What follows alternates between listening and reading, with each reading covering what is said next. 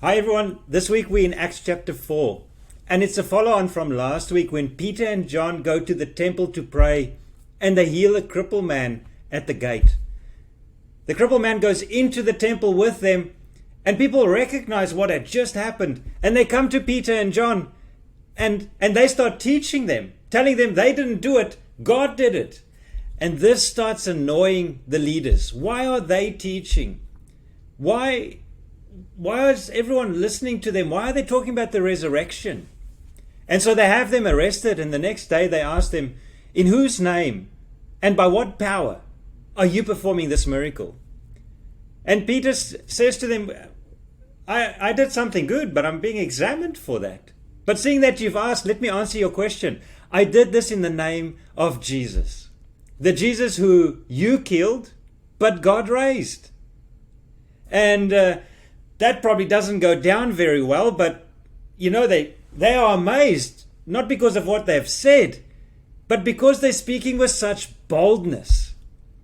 They are confident, but yet they are just ordinary, uneducated people. And then they look at the crippled man to the side and they go, well, we cannot deny what had happened. He is healed. And so the best they can do is try and silence them from telling this story. And so they release Peter and John, just telling them to keep quiet. And Peter and John go back to their friends, and guess what they do? They start praying, and they pray for boldness, for God to give them boldness, courage to keep telling the story of the cross.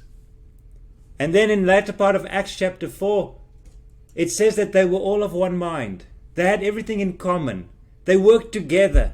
They were one. And that is how the church grew. They had boldness in sharing the message, their salvation only in one name, and that's Jesus' name. And they worked together.